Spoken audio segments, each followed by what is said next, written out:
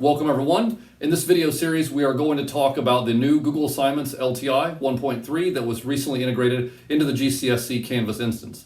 This new addition from Google will allow us to complete Google Assignments from within Canvas, and it will also replace all of the old Google LTIs that were within Canvas, such as the Google Docs Cloud Assignment and eventually collaborations. There's a lot more functionality with this, and you'll be able to connect items on Google Drive to students more directly. So let's run through a few things that are associated with this new LTI. We'll start with assignments, and then we'll run to some other operations after that. Let's go ahead and get started learning about how to create an assignment with this new feature. Let's use Google Assignments LTI 1.3 to create an assignment that allows you to send a copy of a Google Doc you have created to students. They can edit their copy and submit it back to you. You also will be able to view the document as they are working on it. You can see that I'm in the assignments index of my demo Canvas course, and obviously if you're syncing to Skyward, make sure that you choose the appropriate assignment grouping in which to create your assignment. I'm going to click the plus assignment button, and from there I am going to name my assignment. I am just going to call it Google Assignments LTI. Google Assignments LTI 1.3 example. Of course, this is the rich content editor, so you can place any instructions you would like here. You can place a video here. You can place a picture. You can place whatever you would like within the rich content editor. You can determine a point value right here. You can also choose an assignment grouping if you did not do that earlier. So if I wanted to put this with my projects, I could do that. And the most important point is that you choose the external tool for the submission type. So you have to choose external tool. That is imperative. And then you're going to select find. Those of you that may have used LTI tools in Canvas in the past, the GCSC instance does still have the Google Docs Cloud Assignment installed. There are a few issues that have come up with that as a result of the new integration, though it does seem to be working correctly now. But we're moving this way, and Google has indicated they are moving everything this way, so I think it's important that we start moving this way as well. So here's Google Assignments LTI 1.3. This is what you're looking for. Again, there are two Google options. You are looking for Assignments LTI 1.3. And once you do that, the external tool will be launched. You have to connect your school GCSC account to Google Assignments, and you're looking for this blue paper on the clipboard.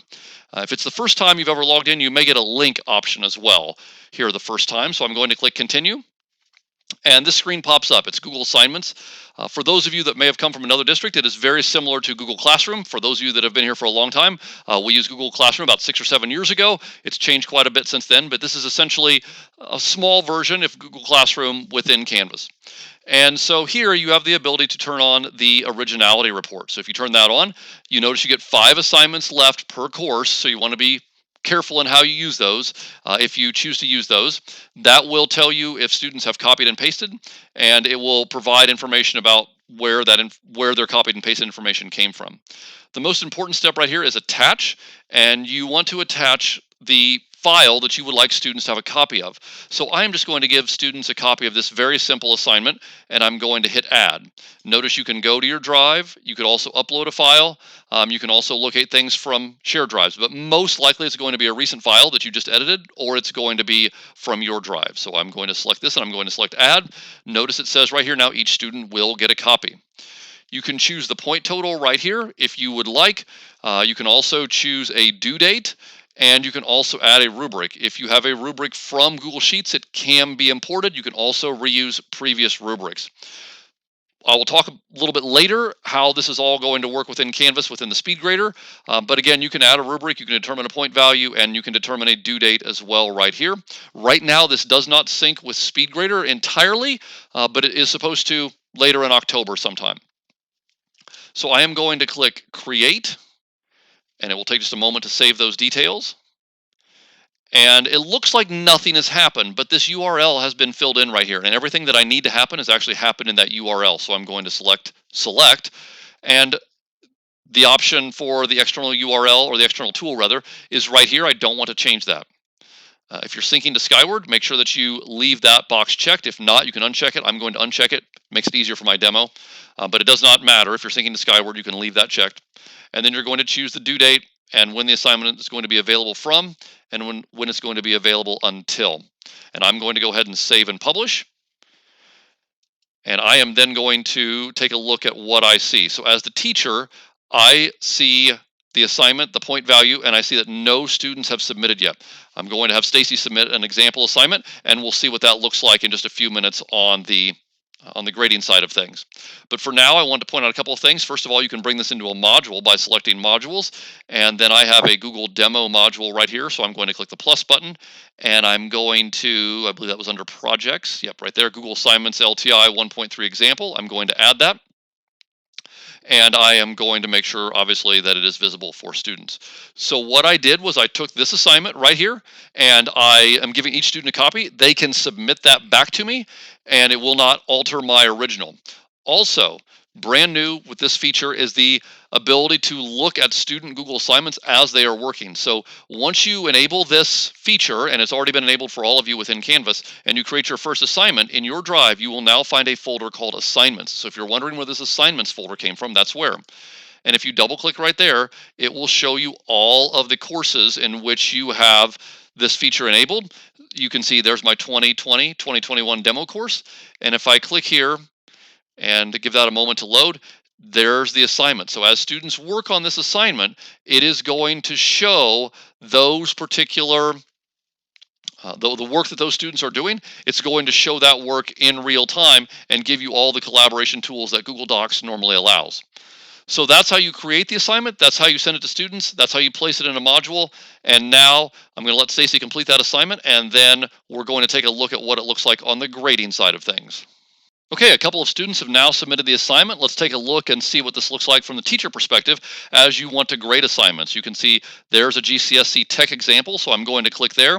The file will open, and if I click the drop down right here, I can see the list of students who have submitted and what grades they might have. You can see that Stacy submitted hers already, and that has been graded, and I can sort by their last name, first name, or the submission status. I also, given a quick tour, have the return button here, which I will come back to. You have the overview of the file right here, the grade. If you have a rubric, of course, that will appear here, and any feedback you might give the student. Also, you have the comment bank right here, which allows you to add comments to the bank. So if there is a comment you're going to add very regularly, so if I wanted to say, please double check your work, I can simply type that in and click add, and that comment will be added to the bank. Obviously, I have all the editing tools that are a part of Google Docs. So I can insert comments, I can insert links for students to check out, I can highlight items. The full range of editing options are available for you, which is extremely nice. So let's say that I, for example, want the student to provide more information here or double check their work or whatever. I can simply choose to insert a comment. And then if I choose the option over here for a copy to the clipboard, I can paste that comment and I can submit that to the student. A lot more that you can do, obviously, when you have determined the comments you're going to use regularly and what type of feedback you're going to give to students. But if I toggle back to the file itself, I can provide a grade. So if I say 90 out of 100, I will be reminded this has not been returned to the student. So I can either choose to return to this student or return multiple submissions, depending on how many students have submitted, how many I have graded. I can select return. And yes, I am going to return to the student and let them be notified that they have submitted that assignment. And it will take just a moment to toggle through that return screen. And now if I close that window and I'm taken back to Canvas and I refresh, I will see the grade for both Stacy and for the GCSC tech example. So that's what it's going to look like within the assignment. Now let's take a look and see what this is going to look like in the speed grader for Canvas. In order to access the speed grader, of course, I can click on speed grader right here, or I can click on grades within the course right here. If I launch the speed grader from right here, notice it will tell me that this student, if I go to the tech example, right here, it will tell me there is no preview available, but it will, however, show me the grade. The grade is imported from Google. In mid-October, that is supposed to be updated so that the preview will be available, but for right now, your feedback is going to occur through Google, and that is a pretty robust operation to supply feedback. You can, of course, always add media comments here or speech to text and add a comment that way, but taking a look at the overall gradebook, this is what you're going to see.